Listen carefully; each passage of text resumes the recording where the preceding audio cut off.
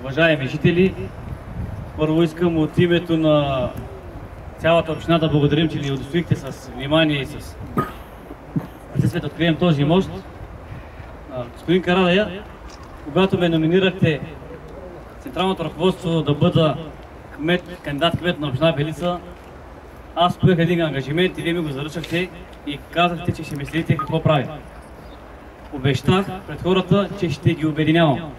Това, което прави ДПС за цяла България, ще го проектирам и ще го приложа в община Белица с всичката му сила.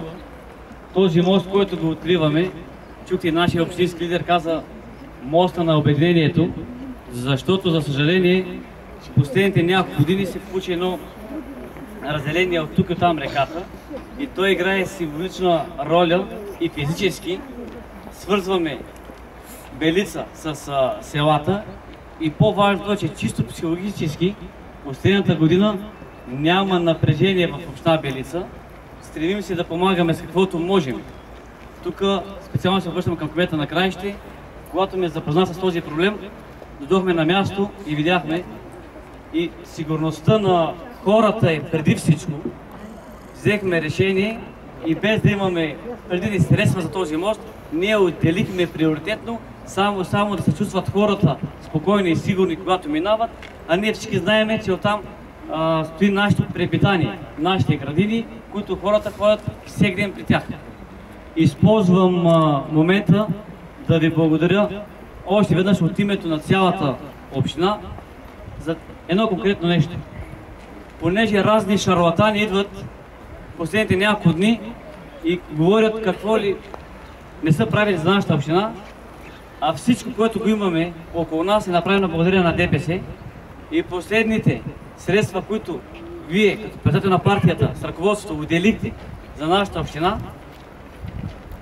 водопровода в село Бабяк. Днес сега ще имате възможност да видите стадиона в село Краище. Спортна площадка вече я видяхте в село Дагоново. Благодарение на централното ръководство на ДПС.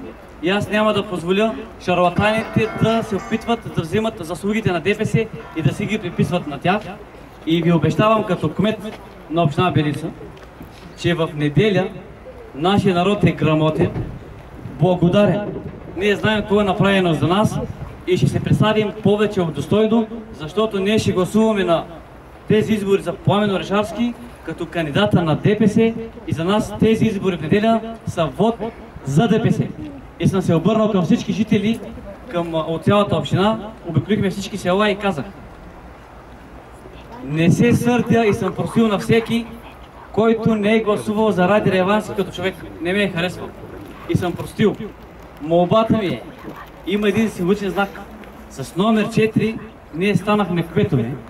Сега с номер 4 трябва да гласуваме за господин Орешарски.